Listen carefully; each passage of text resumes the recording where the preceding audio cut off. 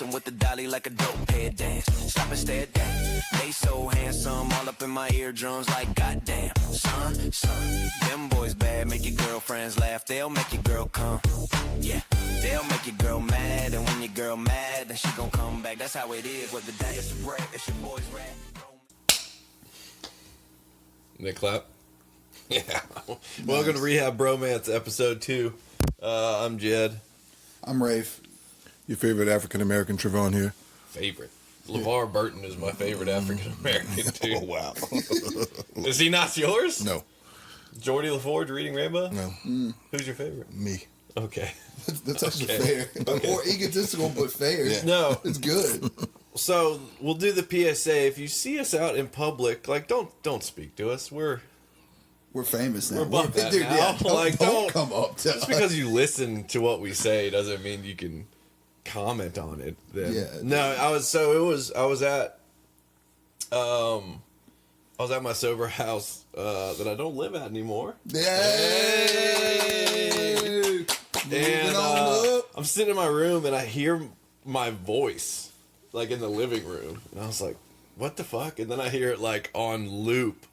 And I go out in the living room, and one of the older gentlemen that I lived with was just like watching one of my reels, like on loop. And it was, I got like the biggest like, can you turn that off, please? Like I don't. And he was like, "What's this?" And I was like, I don't know, man. No, what hell? What clip was it? Oh, the most recent one? Oh, no. This was I don't know. It was when I first like. It was early on when I first started doing podcasts. So it was funny because, I mean, I've been doing the podcast for 9 years, but I was always so not wanting to be the like, hey, listen to my podcast guy, that like I went the opposite way. So people probably didn't even know around here for the most part. So I was like real hush about it. And then I guess because I got back into the recovery circle around here, and then I started doing reels again, and they're like, "Oh, when have you been doing this?" And it's like, "Oh, I guess I just stopped talking about it locally, I guess." Well, he pulled that one out of the trash can then. Yeah. That's what you're saying. Yeah. Was it funny watching yourself, like listening to yourself? No, then? it was awful. It was awful. Well, I'll take it back. It was funny the first, second, third, and fourth time, but then like because he couldn't hear real well, so I don't even think he understood that it was just on loop, loud. I was like, hey. So he was watching the same one, but pretty much it was very new every time he watched it.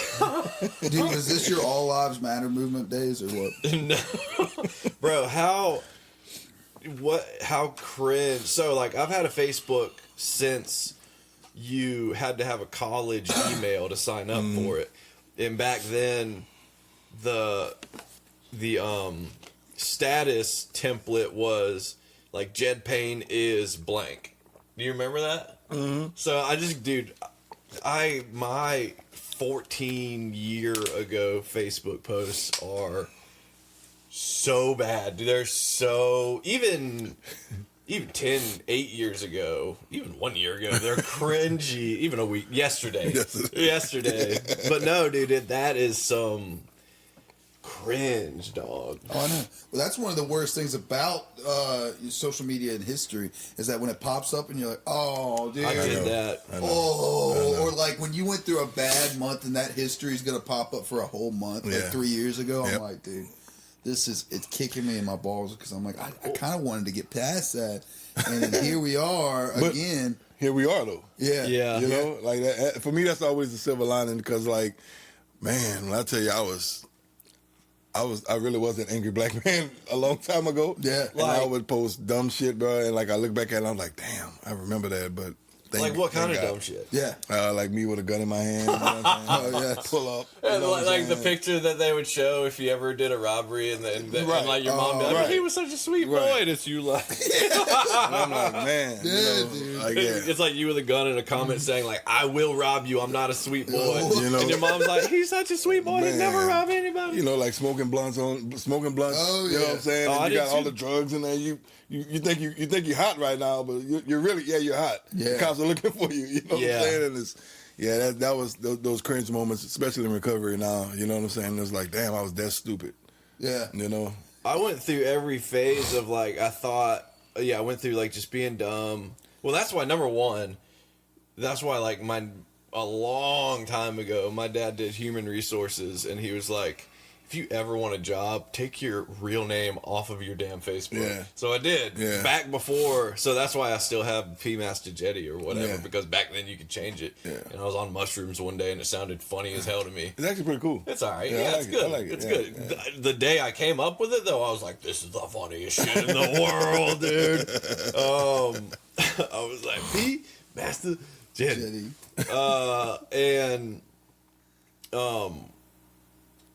Yeah, so and then I went through a phase of like, okay, I'll be serious and I'm gonna like make these like poignant like political commentary statements, and it's just like, God, you sound like such a blowhard, dude. And now I'm back full circle to like fuck the government and jokes, right? Like just the internet should really just be made to make people laugh. And I think for the most part it is though, because whether you see something serious or something crazy, it's still funny and it's all fair game. Yeah, it is. Yeah, man. It is. Are you looking up one of your? I just went to my original post at Twitter or X. Your first one? Yeah, it's embarrassing. Okay, let's see. First tweet: finally started a podcast with Bleezy. Also trying to understand what to get 11-year-old for her birthday. What? Yeah. What? Wait. Yeah, I was also on the Epstein list. No. Yeah. I'm talking about my niece, dude. Oh. I'm talking about my niece. And then the next one was... let me read this in my head before I read this out loud. No. Give it to me. I'll read it. Why the hell does everyone on Twitter act like they're a Jesus freak, go out slumming that day or the next, and act like they're into religion? Shut the fuck up. You're already looking like a tramp. Go ahead and just be the hell you are instead of you not respect yourself. What year was that? It doesn't really matter. And yes, it does. What year was it? God may wake me up, but I lace up my own shoes. Oh, sorry. That was a bar, dude. You're so gay, dude. Kaepernick's playing. I enjoy how stupid people sound when they look up what sign they are, and then they'll become that person that day. Please, instead of doing that, just wear a sign that says "spit on me." Thanks. Damn. Yeah, and I was really in a dark place. Yeah. And enjoy what makes you happy. Go against the grain, even if it goes against what people say. Just be who the fuck you are. So no, that's I like. Yeah, that stands today for sure. That was a fair one. And then I want a Krabby Patty so bad right now. Yeah. So yeah, that's. Woo. What year was that? It didn't really matter. It does matter. You got Kaepernick is playing, so that should give you a I think. Well, but was he? Well, no, it could have been years later. It was 2018. Wait. It was 2018. I really hope that like 5 years later, your tweet is like, "I can't believe I stood for Kaepernick and he won't even stand for the flag." Or dude, I stood for neither one. I just remember thinking, like that song, Drake, God's plan, and I was just saying it in my head. I was also on a lot of Xanax and possibly other things. More than likely other things. Yeah, there's for sure other things. But, yeah, no, dude. I mean, you go back and you look at, like, I remember the reason why I got off of Facebook in the first place was when I started posting photos of me, like, almost butt naked, but bubbles were covering me, and my mom and dad were commenting on it. And I was like, you know what? Fuck this. Dude. Yeah. I don't need that. I got my mom and dad poking me on Facebook. What the fuck? And then that's a whole nother, which is crazy. And then now... What was it, a year ago, Trayvon? We started the Poke Wars, not even knowing what that would start. And it started. No, dude, it was like a fire, bro. Like, I was just fucking around bored, and I was just like, I'm gonna poke Trayvon and Eric and just a couple other people, and then it just went into you and Eric had like over 2,000 pokes. Yeah, bro, I got pokes for probably like close to 100 people now. That's insane. Yeah, all because of you. I think I take pride in that to some extent. And I was very confused. I was like, we're still poking? But yeah, that was it. I never understood poking from the get-go. Don't get it now. No, it's funny. It's funny to me now. It's just a joke. Yeah. But then, like, I see, like, I have, like, so many pokes, and I'm like, okay. And then I'll poke Trayvon, maybe Bella, maybe other people, and then I go about my day. What about you all just lost the game? What game? Does that mean okay? What? That means nothing to you? You've never heard of the game? Everybody that's watching, you just lost the game. Okay. No. You've never heard of the game? No one's heard of it. Nobody. No, this is ancient internet lore. Okay. The game is always being played. Mm-hmm. You lose the game when somebody says you lost the game. it's always being played. So, and then you have to say, "I just lost the game." No one. When did that happen? When was that a thing in your head, dude? It's not in my head, dude. You're gonna have to pull up some kind of receipts or something because I've the never ancient heard internet of it. lore. Yeah, dude. Like this was back in like Ancient. this was like Zanga days. Y'all remember Zanga? Oh, I remember Zanga. Zanga, dude. And then like MySpace was dangerous, dude. Because I remember when you had your top 9 friends, bro. You could find out who cut off who real quick. Like, I'm like, damn, dude, they don't fuck with them after the weekend would happen. Because you knew something happened if like Becky wasn't friends with Rachel anymore. The game originated as an internet age psychological mind game evolving from the 70s, 90s, or early 2000s, okay? Key aspects of the game existed in the 70s within Cambridge University Science Fiction Society. Blah, blah, blah. Everyone in the world is playing at all times.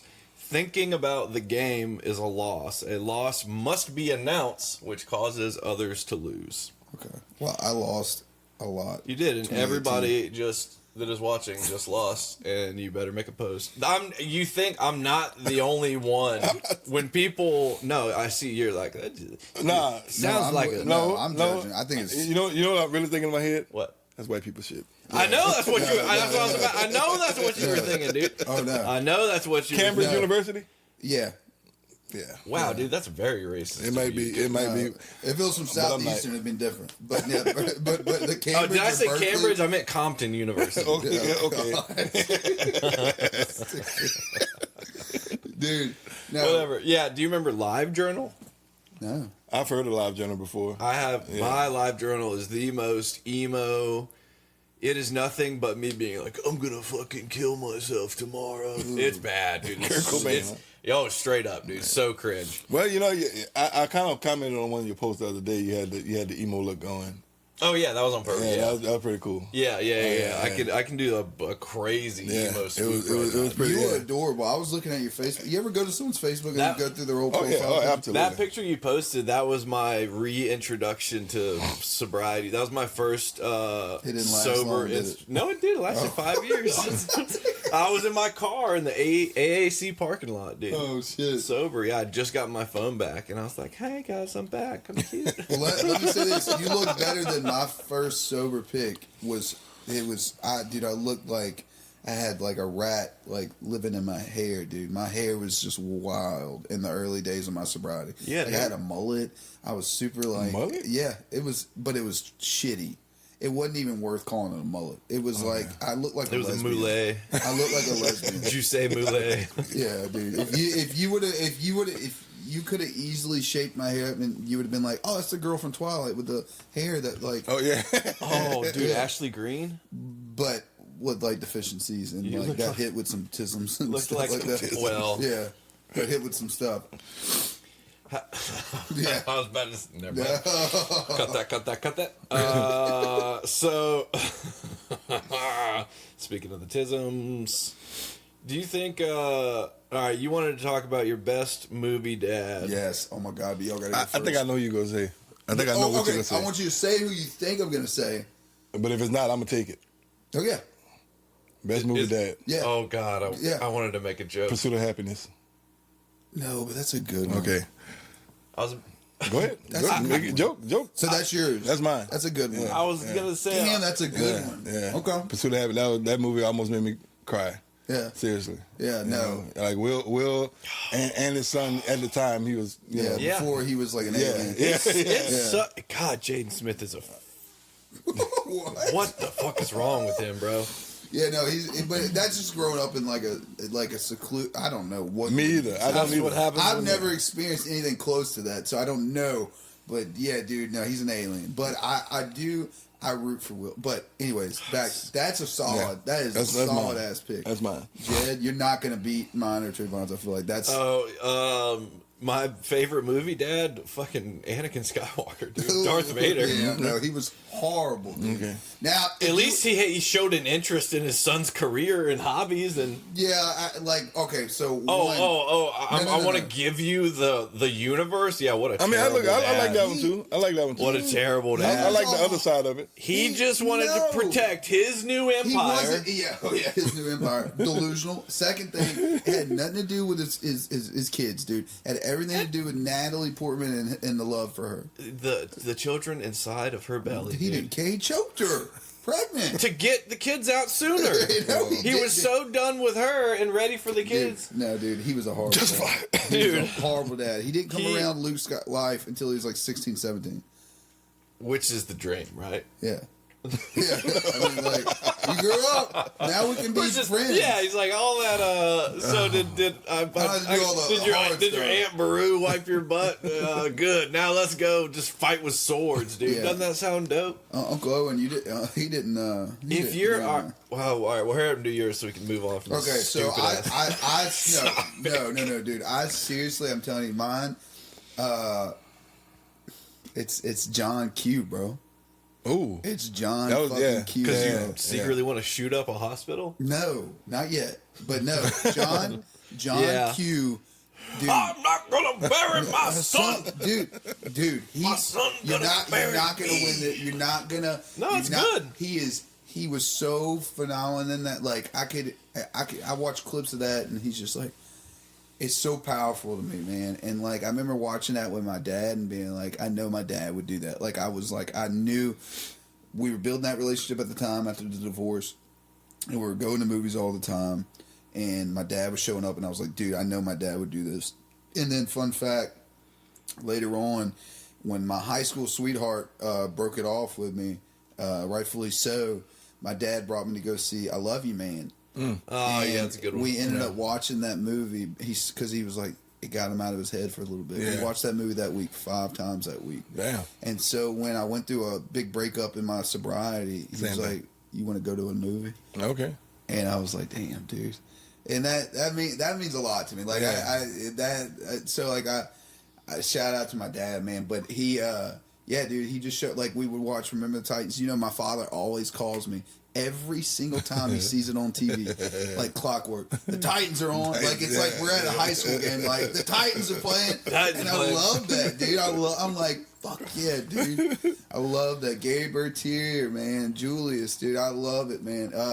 But yeah, John Q was such a huge, and of course Denzel was just killing it in the game during that time, man. And he was taking every role to the extreme, man, kicking ass. I feel like he should have got more awards than just the one. Oh no, you know what I'm saying? That's he won for Glory. Is that the one he won? No, he won for Training Day. Yeah, I thought he won for Glory. I don't think so, man. I think the only Academy Award he has is for Training Day. Training Day, yeah, he did the thing in that one. Dude, a lot of it he was going off script.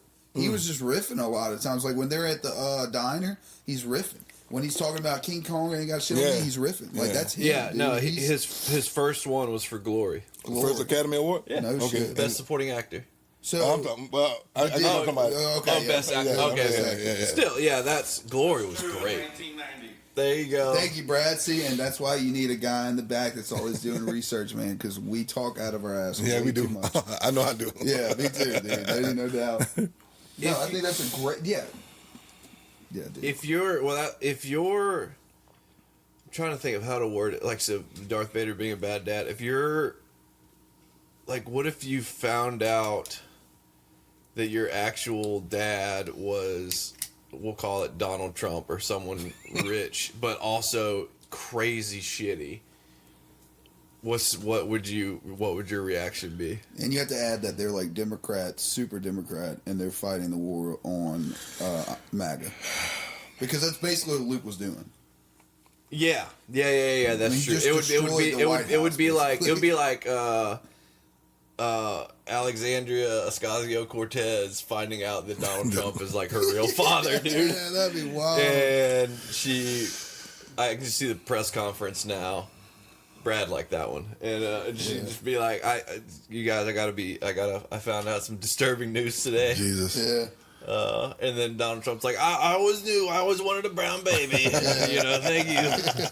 She's the best. She's the best. I don't know. I don't know how. Me either.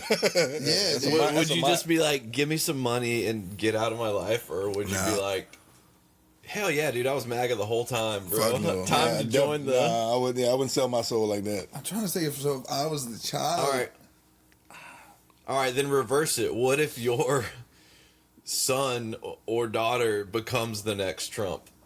Like, I'm just using that. Well, okay, or even like the next Hitler, or like I'm not gonna say I disown them, but like it'd be like the dad in Dahmer. That was the saddest. Was like probably when he was just like, was it my fault? You remember? Yeah, you talking about the series, right? Yes, bro. That scene was so.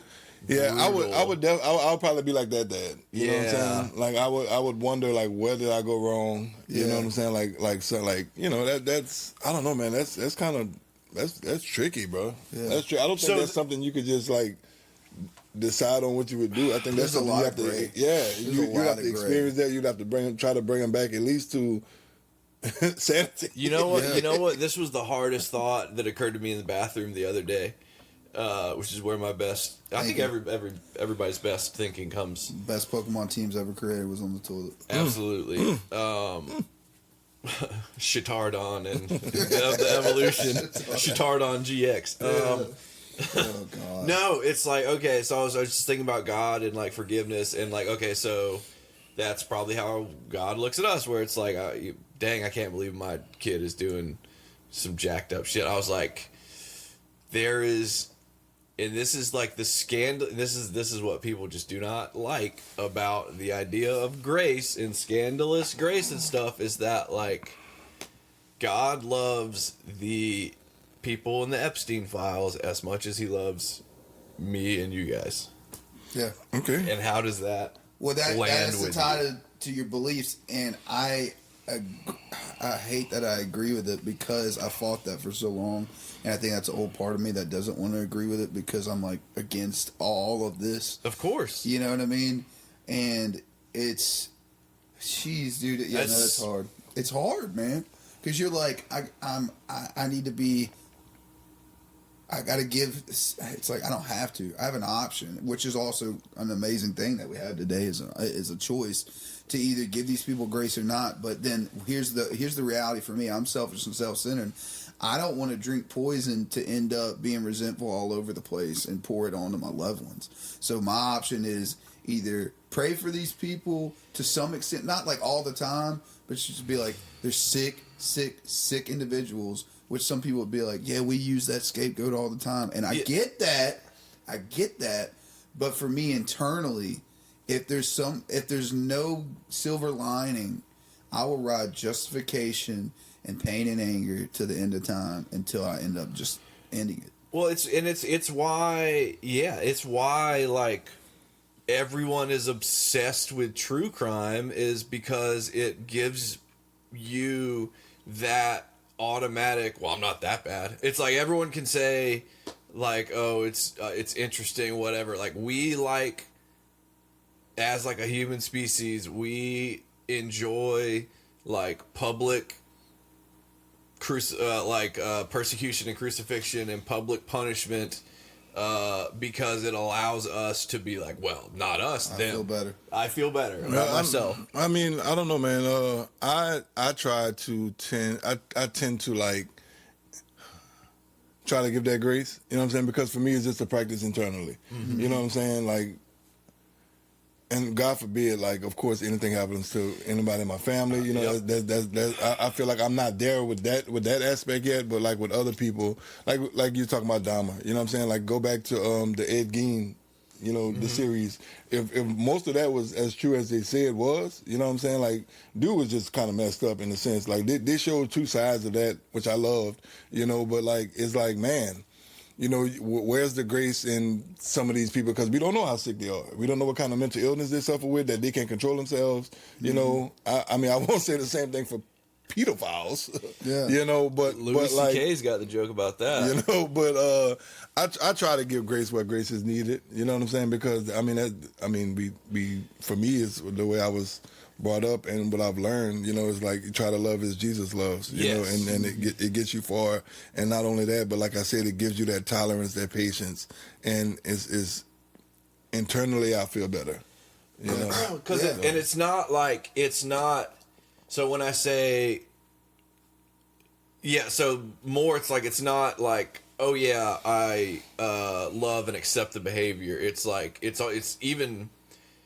it's hard to understand that I have the potential to be both equally as lovable and equally as unlovable as anyone, as the worst person in history, as the best person in history. It's like the whole, and you're right, it does kind of go into like, you know, I guess it depends on like what personal belief you had, but if we even at like a base definition, if like God is a creator and then we're children, then it would like stand to reason that there's equal love spread around to all the children, and equal, like, I'm sure, you know, he's obviously not stoked about the decisions people make, and it gets like a grieving, like, because there's like this dude, Sufjan Stevens, wrote this awesome song called John Wayne Gacy Jr., and it was basically the whole idea of the song was like, if I was raised differently, how do I know that I wouldn't have been John Wayne Gacy? It's like the whole... and like the ending line is like, look beneath my floorboards and see what I have hid. And it was like, it's a great song that like, it's true though. It's like, thank God I wasn't born, you know?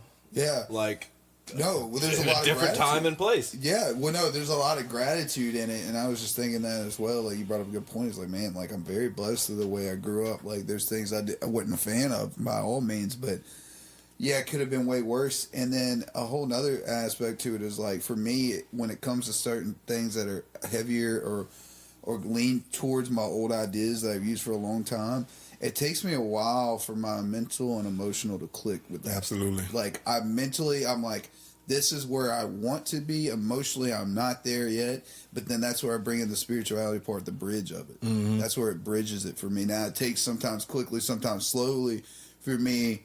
And I talk about it all the time. It's like, you know, sometimes just having like knowledge is like a curse to some extent of like, okay, that's definitely wrong. Yeah. Like, we don't have to sit there and go back and forth and right or wrong. It ain't no doubt it's wrong, man.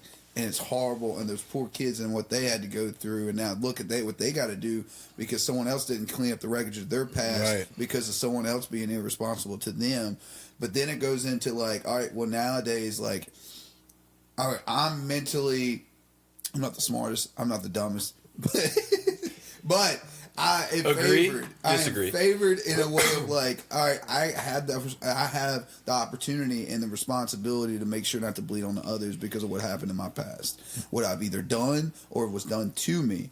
Some of these people don't have that option, man, and it never occurs to them that where that light switch goes off. The pain was never, or they never knew a solution. They never had a solution. Like today, like us three have a solution. Not in the sense that we are the solution, but we know where to get it. Right. And it sucks because you think about it and you're like, damn, like I want to drink my poison of resentment and anger, dude. I do, because it feels good at first. You know what's funny though? This is what I was gonna say. It's like, but what is more truly satisfying to watch? The courtroom scenes where the mother of like a murdered child is just like weeping and angry and mad, or the ones where through tears she like forgives them. I see that for me, that's more impactful. Of course, yeah, that's more impactful, man. And that's the motivate. It motivates me. It gave me a little chill. Yeah, it motivates me, man. But then even with the one that's weeping and angry, you feel that. Oh yeah, you know what I'm saying, you feel that.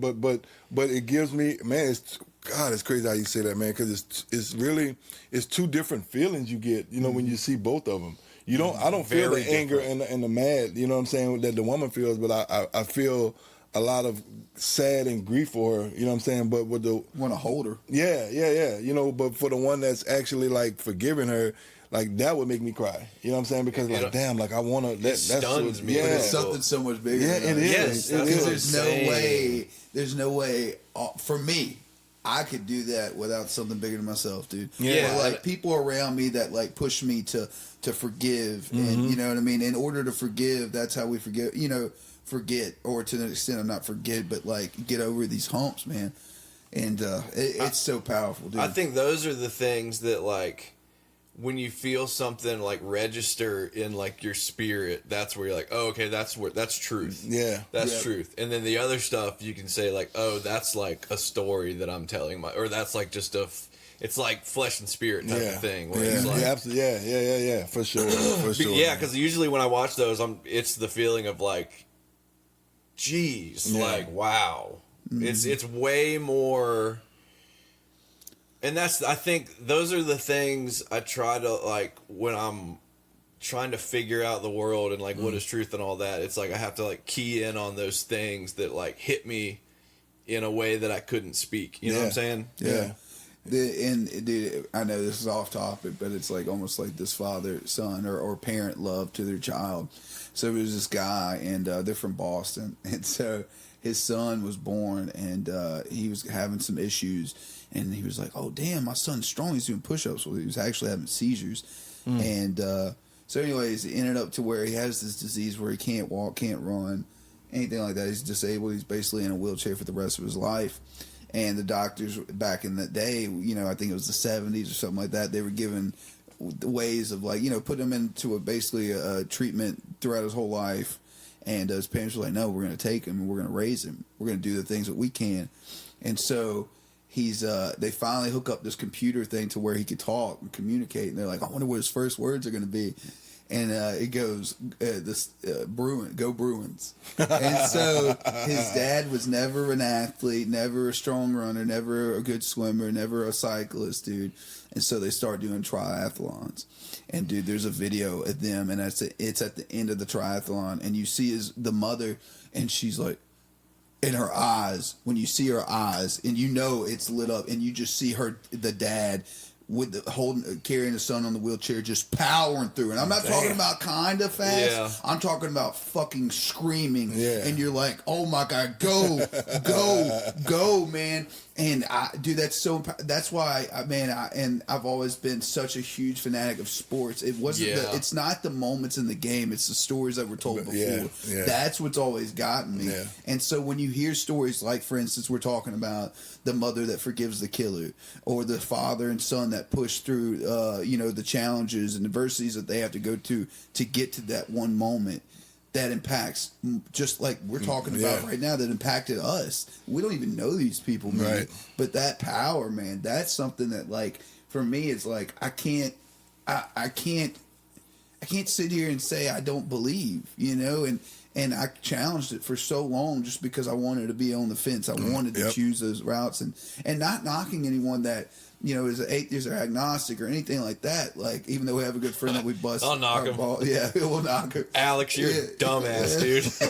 Atheist bitch. But no, man, like, it's so cool, man, to see. I think that's where I get the most joy, when I really internally don't think I do, because I'm so selfish, but I really truly do get the most joy out of my life seeing someone's God work in their lives. Mm-hmm. That's impactful to me. I'm not gonna lie, I was really hoping because you said Boston and you're like, his first words from the chair, I was hoping it was gonna be like Bill Burr, like, give me some fucking Dunkin' Donuts, man. What am I doing? When you park the car. Yeah. Or fuck the Yankees. Go Bruins. Yeah, go Bruins. Fuck them, ma. Fuck them. And but it's so cool. Then dude.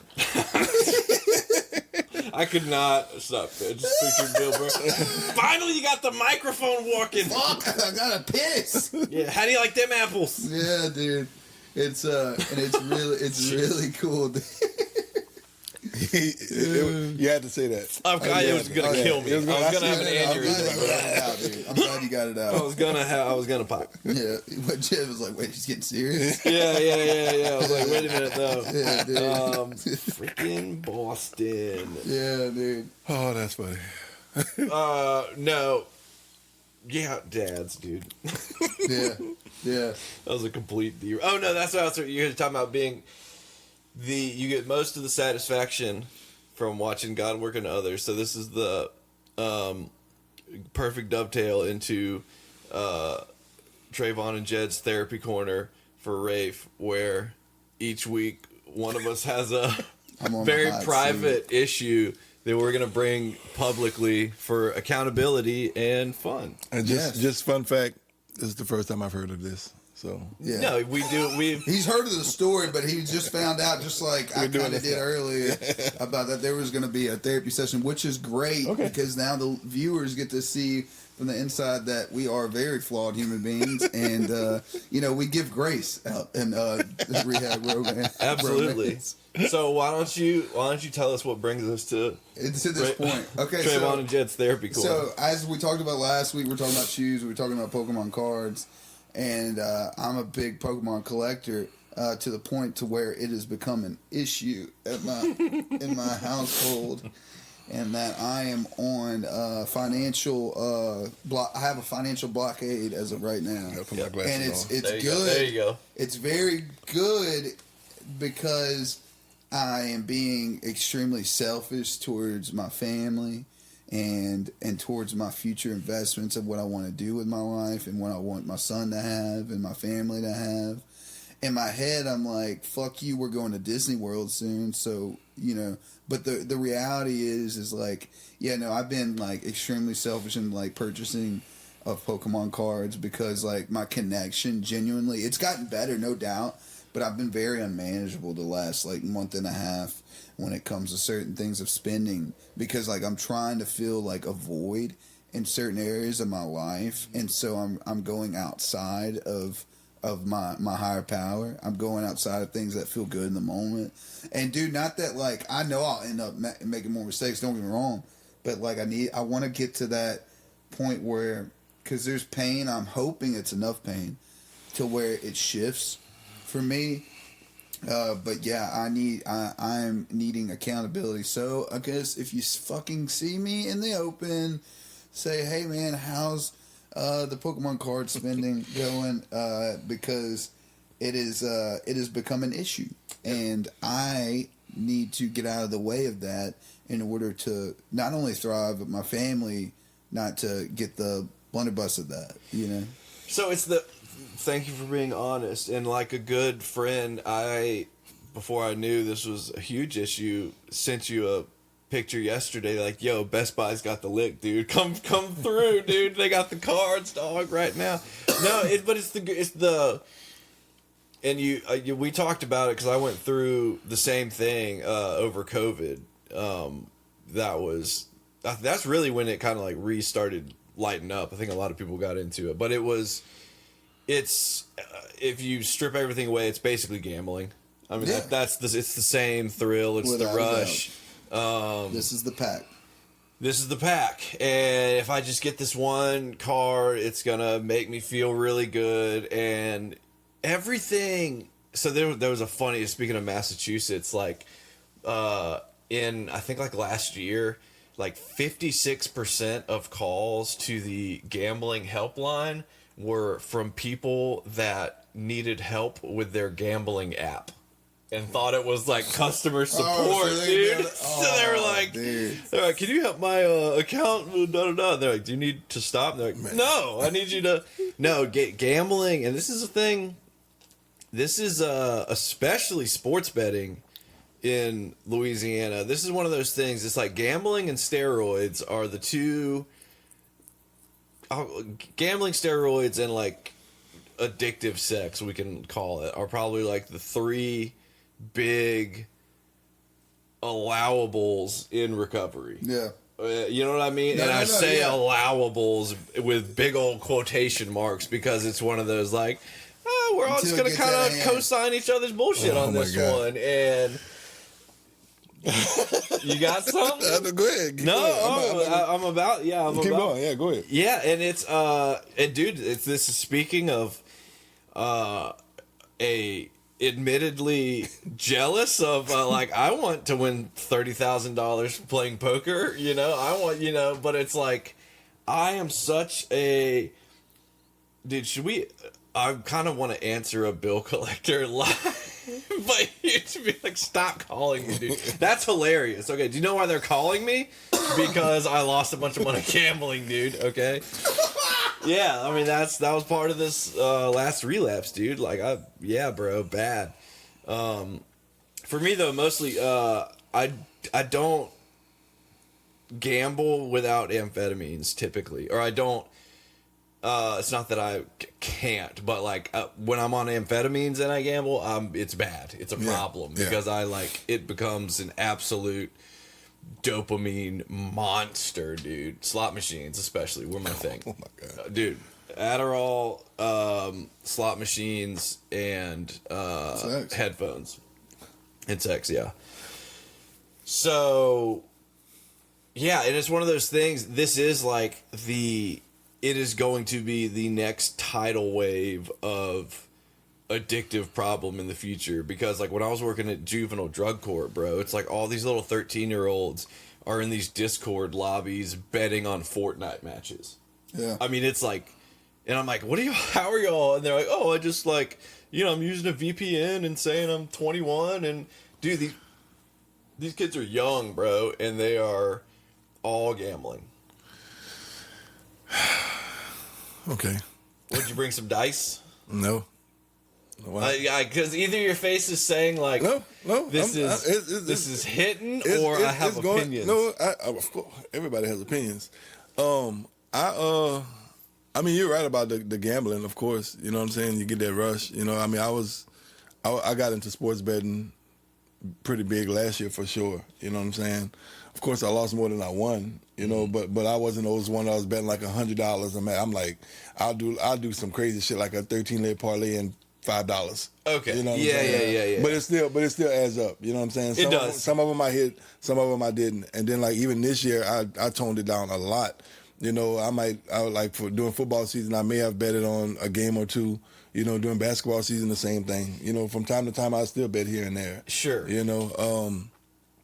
But I mean, yeah, that is a big thing. That's for sure. Yeah. I will say that's lesser, because we all know the ones that like you can look around a meeting and see who is just like doing it during the meeting, and it's like, and look, dude, I only call spade because I'm a motherfucking spade. Yeah. You know what I'm saying? I'm not like, well, really, it's like I don't even have to pepper it if this is like hitting something, and you maybe take a look. I don't know, man. I'm just talking. You know what I'm saying? Like, but I do want to get back to Rafe though. Yeah. Yes. Yeah. Stay on Rafe. I do want to get back to derelict gambling fuck, dude. Derelict. What safeguards have you put in place for you to? So, oh god, this is embarrassing. So. Only more embarrassing than admitting to the internet that you're addicted to buying Pokemon cards. No. I think someone out there is gonna be like, "Damn, dude, no, I get that." I know, I do too, but that's just a funny story. So, and real quick, it's funny because my family's like, "It's fucking cardboard." You don't get it, Mom. You never got it, Mom. That's literally my inner teenage child. You can hit him with a 2. Where like, you bought me my first pack. Do that, dude. Use that one. No, as much as I'd like to. No, but all shit aside, so like allowing my partner to help me with my finances in the sense of like getting some little cash here and there, and so you're not a man, is what you're saying? Basically, is what I feel like. Damn. And Jed's on fire right now. So seeing what it looks like in a month, like as in her like just kind of helping me out, like watching these things, like holding the card for a little bit. For me, because man, like the Pokemon card, the debit card, and we see Rafe gets arrested now because he's stealing them. He can't help it, bro. Look, dude, and then he has to go to treatment. He's like, he said, "What are you in here for, bro?" Pokemon, fucking Charizard, dog. Dude, they caught me, dude. Yeah. But so stuff like that, talking about it more and more, man. Because like it's one of those things for me. It's like it just like it comes over, and it really is like it's an addiction, bro. Yeah. Like yes, like it's not to where it's like, oh my god, I need to go to like you know what I mean. But it will get there. Like I know me. Like it could be an Oreo we could be talking about, and it'll go there. Like, well, and tell me if I'm wrong, but this is where I think that I was just so very plainly an addict from jump. Was like my first addiction was action figures, to the point where I remember my dad asking, like, when are you gonna have enough? Because I always want the new one. Always, I'd obsess about. I would read Toy Fair magazine, dude, and I would find out the new toys coming out. I would obsess about it and go to the store and buy it, and then it was like obsessing about another one. And then I would get the. Then I got into paintball, and I would get the paintball catalog, and then I was into fossil watches, and everybody got into fossil watches, and I would get so everything, and then I wanted to play guitar, and I got like a Musician's Friend magazine. I mean, just like obsessing about like this thing over there that if I get it is gonna make me content, and it's the same. And so of course, when I found drugs, it's a wrap. You know, that was just the difference, is that a bass guitar wasn't gonna like bring me to my knees, you know what I'm saying, except for a sick solo. But maybe Freebird. But yeah, no, and I mean, and that's just the reality of it. Like what, like for me in my growing point, and the good news is about it though is like, okay, so here's where our relationship, not only with us but me and my God, grow. Is like, okay, like, all right, God, let's do this. Like, where can we work on this? And a good thing about like my sponsor is like I love his outlook on it. It's like he's building this brotherhood. He's building this. You're building this relationship, and you're making it stronger by relying more on it, and you become therefore stronger in yourself internally, to where you be able to battle these things. And like, I didn't get in. First of all, I didn't know what recovery was. I got into sobriety because I wanted to stay sober and wanted to figure it out. And then I found out that recovery was the way to freedom, and that's just my next path to freedom, dude. It's just another thing that I get free of. And the reality is that I think it's going to tie into more than just the feel good. Just the, you know what I mean? There's so much more. I'm going to do an inventory on it very soon, so I can actually look at that and have that awareness. And then, you know, the awareness is just the first part. Then it's the change of the behavior. You know what I mean? And I don't expect it to go smoothly. You know what I mean? No, I don't. No, I expect it to be rocky. I expect it for me to be frustrated and aggravated and upset at myself. I expect myself to want to fight like a child, like a 13-year-old boy listening to Rage Against the Machine. It's gonna be like a Geodon, not a Magikarp. To speak in your parlance, a Geodon. Oh, wait, that's an antipsychotic pill. Yeah, what the fuck is a Geodon? A Geodude. Geodon is straight up psych meds. He tried, dude. He tried. It was okay. It still works. It's still that was a test, bro. I was about to say, educate me on that. You wouldn't know that, you junkie, dude. Don't gamble. You would, yeah, bro. That was a test to see if you're cured. Yeah. So there is me internally for y'all to see, and it's out. Here we go. Now, I will say this now. Like, so, do you get notifications on your phone about these packs or cards or anything? No, thank God, no. Okay. Which brings us to Rafe and Jed's therapy corner with Trayvon. I'm just kidding. Let's see the shoes today. They're not you. Oh, can you? I don't know. I think we can see them. Yeah. They are fresh as always. They are fresh as always. But so did you go? I think we sort of touched on it, but like, what in sobriety have you like had a questionable relationship with, if that's the right wording for it? You know what I'm saying? Like which way has your addiction tried to get another foothold in? I mean, you say foothold. Here it is. Okay, so like you would say that about you. Yeah, absolutely, okay. Absolutely. You know, it like when Rafe was talking, I was just thinking in my head, like for me, I guess thank God I had another kid. You know what I'm saying? And that slowed me down a lot. You know, and I get to the point where I still look at shoes. You know what I'm saying? I'm like, I gotta have these. And I mean, I think God shows himself, and like things happen to where I can't get them. You know, like I have to. You know. Well, take some growth ownership of that. Like, Rafe has a kid, and he's still spending tens of thousands of $20,000. No, but I'm joking. But like, no, okay, like you didn't thank God, like you said, thank God I have another kid, so I had to. Like, you didn't have to do anything, but did. like you, I had to. Well, that's good. Well, that's good. Yeah, so, I had to, man. I mean, like you're right. In a sense, you're right. I couldn't, but then my kid would go without. You know what I'm saying? It's God's kid. He'll take care of him. Not like that. Yeah, not like gotta that. make me feel No, not when it comes to the kids. yeah, dude, you piece of shit. All right, here we go. Don't forget, you got the queen or the princess. I know. Princess. No, that's the princess. All right, now. Soon to be. She's her coronation, bro. Yeah. Soon. No, that's Is she betrothed to anybody? There's this little kid at daycare that I'd be keeping a mad eye on, dude. Okay. Yeah. Okay. He'd be sweet on her. Keep that eye. I'm gonna, dude. Keep little, that eye. Little blonde hair boy thinks he's pretty. Blue eyes? Yeah. Joffrey? Yeah. No, dude. King Joffrey, dude.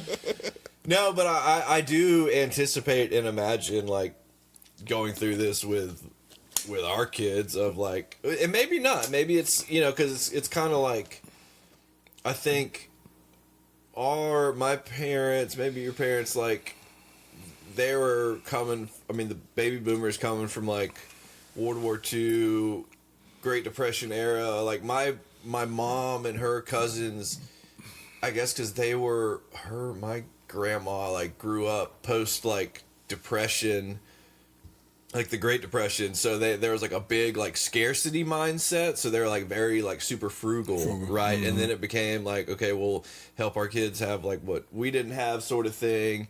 And then I think it keeps like the pendulum just swings each time, and so I'm sort of swinging back to probably frugal, because I've realized that I will spend money on very stupid things. But I am definitely, I'm sure we all are on the lookout for those like addictive signs of how she is with candy already. Yeah. I do remember Starburst being a very specific craving of mine as a kid. Oh yeah, dude. No, it's man. I mean, we're like, I don't know, man.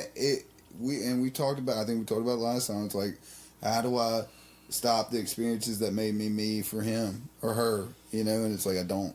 Yeah, because if you try it, it's gonna happen. Like, you just let it be. Let it be, man. Like, are there precautions in certain areas? Absolutely. I think it's a situational thing. Like, when it comes up and it's like, okay, this is an issue, or how do we take care of the issue before it's an issue? Like, so, and that's the thing. It's like, what do you do? Yeah, you can't. I mean, because it may not even be an issue. You know right. I know. We're making an issue. Yeah. Our perception. Yeah. I did that last night where, like, I made a decision,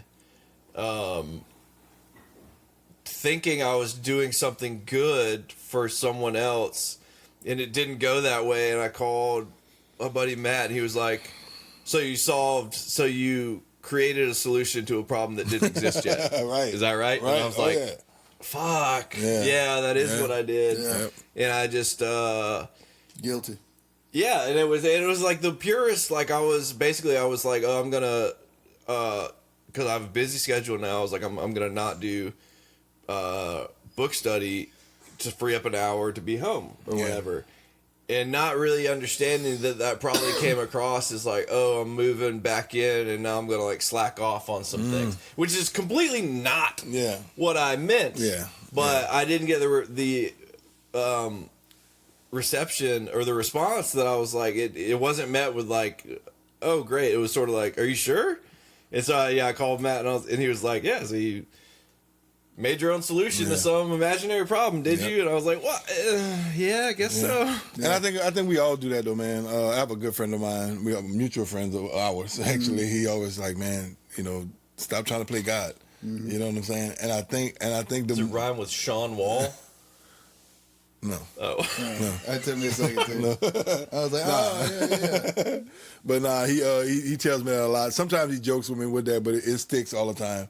Because I have to see where I'm trying to play God in that moment. Because of course for me when I do that, that's when things go horribly wrong. Yeah. You know what I'm saying? So I have to learn how to let things be what they are. You know what I'm saying? And experience it in that moment. You know what I'm saying? Just try to like they say, do the next right thing or try to make the next right decision. And if I can't make that decision, I call Jed. Yeah. Jed's gonna always swing me to the Yep. The dark side. Yep. Yeah. I will. They call me Mr. Rubber Stamp. Yeah. Yeah, man. It's being a parent. It's tricky, man. You know what I mean? It's and every kid's different. Like, you know, I could read 1,000 books, but does it relate to my child? And how do I meet my child where they're at and supply them the needs that they need? Like, and not being too spiritually aloof, but also being spiritually like inclined of like, okay, this is where I do certain things. This is where I don't. And it's hard. It's like, dude, every day it's different. It's different, man. It's like life on life's terms completely. And like, how do I handle that? And for the most part, like pretty well. But there's days where I'm like, damn, dude, you could have been better. And which is good. There is that awareness. But all right, let it go. Do better. Right. And then let's let that go. Yeah. I have a tendency of hanging on. Oh, what? Yeah.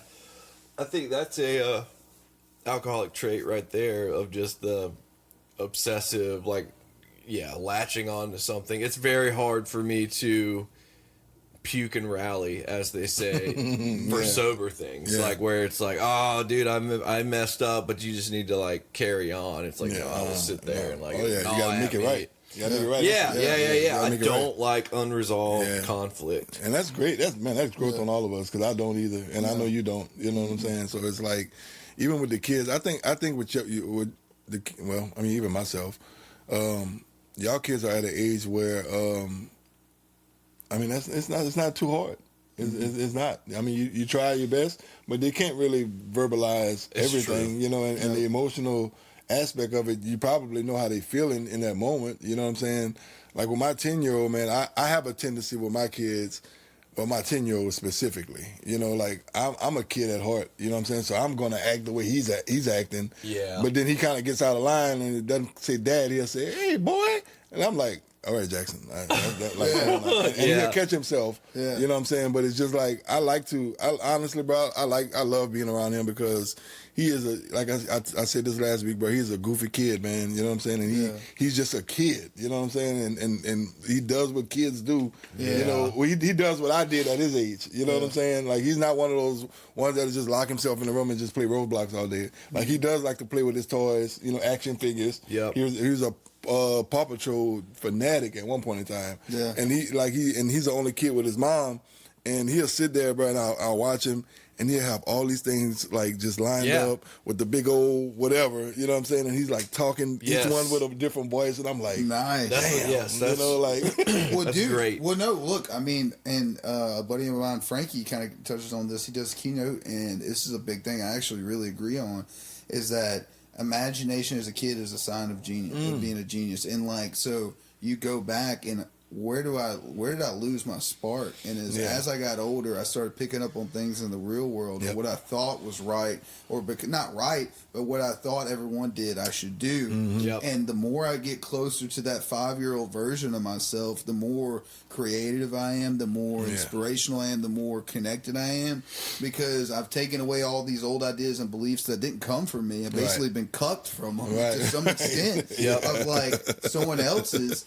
And so getting back to that and like being a child again, it's fun. It just, we're like, for my instances of getting it out of hand is a whole other story. To where I can act like a child, but I'm not. I have responsibilities. That's what I was telling you too. I'm an adult. Like, this is something I have to make sure we get a ring on that, because it's an issue right now, but when does it become a problem? I mean, we allow it. And the good news is about people like us today is like we have tools to be able to stop that before it goes anywhere. And so, like I said, man, my hope is that like this is enough. We shift, we make a shift, and then like we don't flinch, we move forward. Like, I wonder what the next. I wonder what the next Pokemon. You know what I mean? Like, what's the next? It's funny because all it is just like. What's the new obsession of the week? Yeah, rearranging deck chairs on the Titanic. I mean, my obsession forever was like, getting back home and like it's like, you can remember me and True be like, oh, are we gonna be together? And it's just my brain has to like, and it really it has to have a problem to worry about, and it really freaks out when there's nothing to worry about. It seems like, and it'll just kind of make something up because it's almost like yeah, now it's just like, okay, I'm back in that. And I have to be careful too of seeking purpose and contentment and trying to figure out like, okay, what's like my overall, like, how do I go through a day and like am satisfied with it? Mm-hmm. Which it can be tricky. And a lot of it is still because I'm back in like early recovery mode and still retraining my brain to not want just like these like spikes and hits. And that was all like what the best things drugs did for me was give me purpose, like artificial purpose. But it would, even in the most, mundane thing, it would seem like the most important thing in the world. Yeah. Like, I've got to take this car radio apart, dude. And it was so rewarding, and it really was. And then, of course, like, that turns out to be, eventually tolerance and everything sets in. And, yeah. I like how you said artificial purpose. Yeah, because it's not a real one. Right. But I am someone that has to have a purpose. I can't just, like, aimlessly drift. Right. No. Well, that's what I love about working with my sponsor now. Like, he's always like, man, like, why settle for, like, okay, why settle, like, man, God has given me an opportunity to live another day alive and another day sober. And so what do I do with that? Now, and to Jed's point, I 100% agree. Don't get lost in the sauce of that. Like, I think it was Rick Ross that said, you can get lost too much in the sauce or whatever. But the reality is like having goals to set them to make sure that you really give it your all. So I'm not looking back when I get to the gates of heaven or wherever my nirvana or whatever my paradise is when the end of this. And I don't want to be like, you know what, I'm well rested. No, I want to be fucking exhausted. Yeah. Because I want to be like, I gave it every little bit of myself on that playing field that I could, man.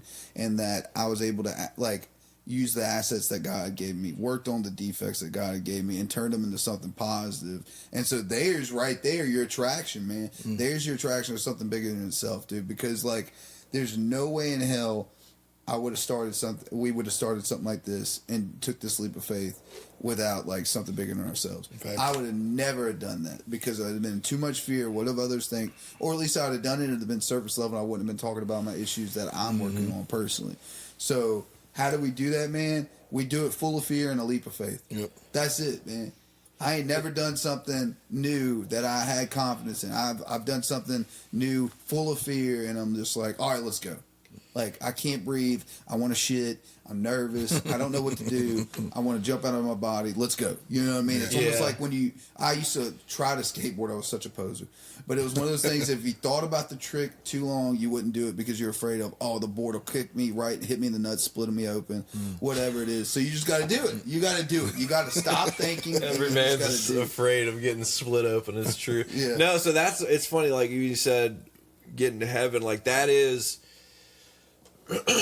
like the current idea that I'm on. It's not my own, but it's like the idea being that if you are still like addicted to, just to continue this metaphor, if you're addicted to Pokemon cards, when you get to the hereafter, that's not going away, but it will be burned away in the presence of this all-encompassing love and perfection that is God. That it's not that, not in a way of like, this thing, I'm gonna like punish you for it, but just in a way of like, by its very nature, selfishness can't exist next to like perfect selflessness. So that is gonna be burned away. And if you can do that before you get there, then that process is less painful. But so it's like the idea being that this life is the process of like, how can I be rid of the things that are incompatible with God during this time, so that because the idea being that like, I am not gonna be, if I think heaven is just endless Charizard packs, then like I'm gonna be woefully disappointed, and I'm like not gonna fit in to that place.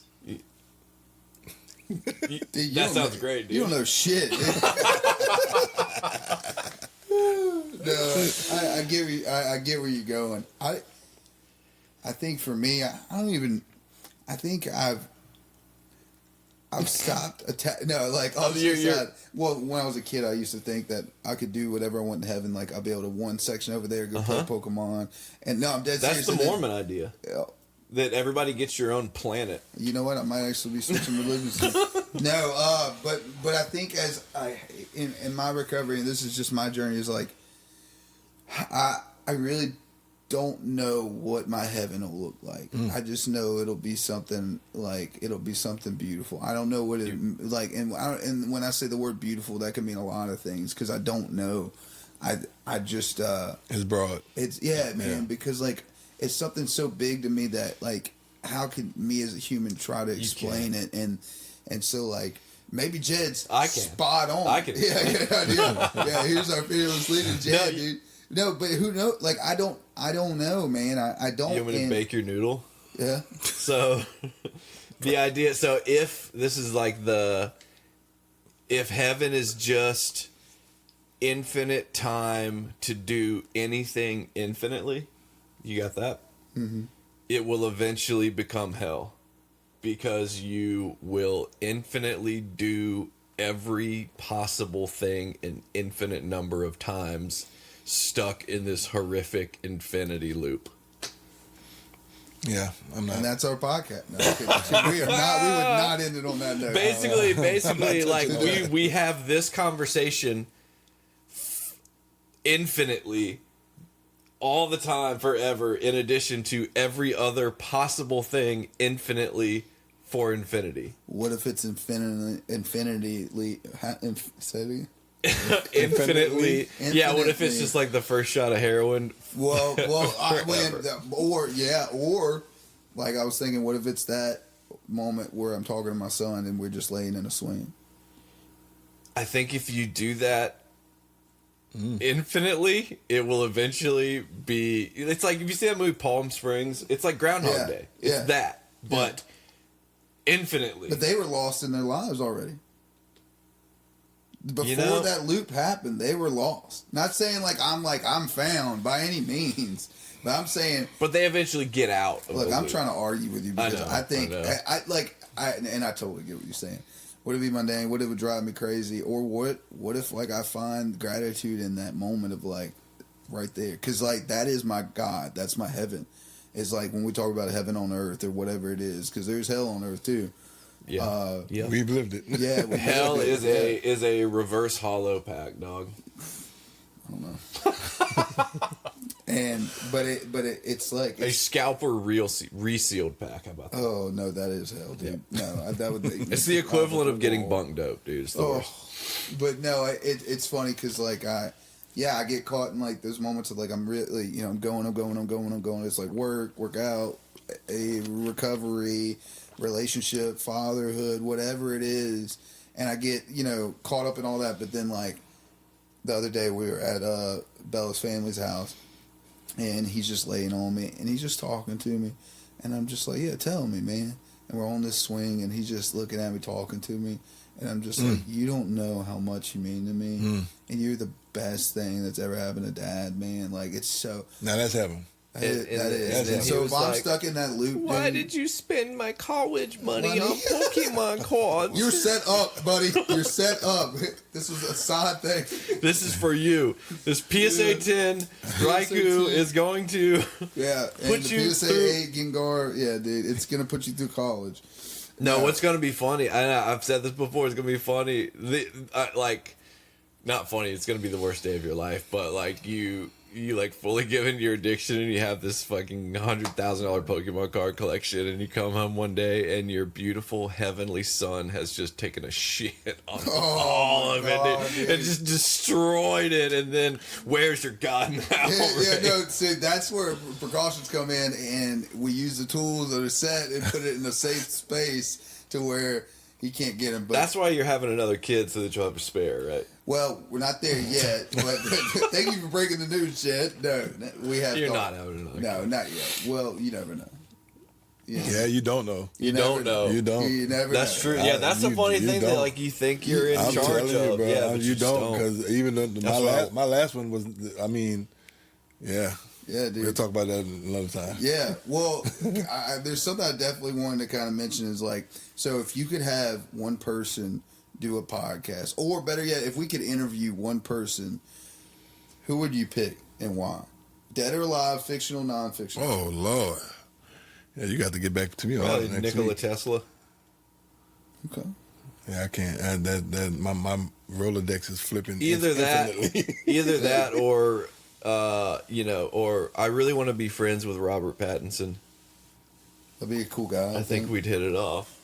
Yeah, he'd either love you or hate you. There's no gray area. I think he smells real good. Oh God. I would think. I would Did you hear the story about? Sorry, go ahead. No, go ahead. About Robert Pattinson had a stalker, right? That was like showing Yes. that was like showing up to the Twilight set, and so he walked over one day and took her to dinner and like proceeded to purposefully like bore her. and annoy the Nice. fuck out of her, That's and nice. it worked. That's Yeah. nice. It worked. Yeah, he was just complaining about like all his little problems Yep. and all that, and she never returned. Yeah. I got it. mine. All right. Yeah. Okay. Eddie Murphy.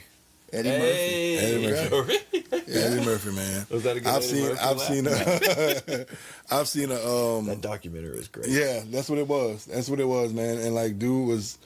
Like who you see on screen is not who he is in real life. Yeah, You know what I'm I didn't know saying? he was like sober forever. Like never. Yeah, That was wild yeah, to me. Yeah, and I think that's what got me with him. Like even his relationship with Charlie Murphy, his brother, and like how he grew up with his parents and everything, bro. Yeah, and he really intrigues like a me. good dude. Like and he is my favorite comedian of all time. Yeah. You know what I'm saying? Like I do like Richard Pryor, don't get me wrong, but Eddie did it for me because I grew up watching Eddie. You know what I'm saying? I think Eddie's is a good pick. I have two. One's a recently biased is Shia LaBeouf because of him lately. yeah. But my main one is Mr. Rogers. Ah. Weird. I was just reading about Mr. Rogers in my car, like just now. Just talking to him, man. That movie made me cry so hard. Dude, like you talk about powerful, impactful people, and Bro. like Eddie in his own sense, Mr. Rogers in his own sense. Like it would be interesting just to sit back and listen, just hear their stories, and just be a part of that. Have you seen his speech to Congress when they were trying to pull funding on? I think so. Oh my God! Remind us. Yes, Yeah, and yeah. he's like, I'd like to read you a story from a child, and it was just this amazing. And the guy was like, "You son of a bitch, you just got your $3 million." It was like, Oh, yeah. bro, it was like a notable hard ass, and like that was literally he was like, well. All right, you just got your $3 million. It was incredible. Yeah, dude. Yeah. That's powerful, man. And I mean, like that's what we can The do, first man. the first interracial swimming on television. Yep. He just put his foot. He got the black mailman, Yep. and they had a kiddie pool. And he was like, "It's hot. Do you want to put your feet in the pool?" And they both put their feet in the pool, and that was like wildly scandalous. Yeah. It's like Princess Di shaking hands with the AIDS patient. Yeah, I seen that too. That dude's such a boss, man. Yeah, Mr. no. Rogers. And we all had the urban legend that he was covered in tattoos. Y'all remember that? That's why he wore Neck sweaters. down, dude. Just like Did y'all not have full that tatted. one? Did you have the Marilyn Manson removed a rib? Yeah. How did those yeah. get spread before the internet? Yeah. I mean, I'm like, we had that in South Carolina. I'm about to say I was in high school. Yeah, junior high? I was in middle school. Middle school. Yeah, Oh, yeah, dude. yeah. Look, my biggest or rumor that I don't know where it came from was the whole Mew behind the truck in Pokemon Red and Blue. I remember that too. It's so there was this thing. If anyone played Pokemon back in the '90s or early 2000s, is that if you went to the certain place in Vermilion City, there's this truck. Was that that's not just parked. true? It's not true. It's not true. And you'd go up to the truck and you would press strength and you would move the truck and a Mew would pop out. It is not true. I wish it was because of all the countless hours. But you would always be like, how the does this person know? Yeah. Or like before cheat codes came out in games, they would know how to get like I remember in the Star Wars game in the 64, the Empire. Yeah, Shadows of the Empire. Shadows of the Empire. Yeah. You could get into the ATS. You could drive an ATST on Hoth if you press certain buttons. And I'm like, what? How do you do That's that? not true. No, I did that. My cousin would do that for me. Look it up. Dude. I will look it up. Look it up. No, we are staying on until Jed looks this up because, dude, that was so phenomenal to me because I always wanted to pilot the ATST or the ATs because the Empire had the cool shit, dude. Did you get your people to subscribe to GamePro magazine? Yes. Okay. Yeah. I don't know. Yeah, that's I mean, I was at one cheat point codes. in 2006. Yeah. Oh yeah, dude. What? Like, yeah. Oh! You can control the ATST. That is what you said. I thought the AT-AT. That's still wild. By starting a new file with the name. That's it. I did do that with Wampa Stompa. Yes, Wampa dude. Stompa. Yes. Yes, you can control an ATST. That's hilarious. So look, dude, you're learning not only about us, but fun facts of the '90s that could work in your life today. Wampa You can all pilot you the 64 ATST owners out there. on the Empire. Shadows of Shadows of the Empire. Empire. Dash Rendar. Dash Rendar. That was the sickest dude. Nice. Well, we've made it through another episode, boys. Yeah, nice, dude. Don't forget, like, share, and Like, subscribe. share, and subscribe. That's it, man.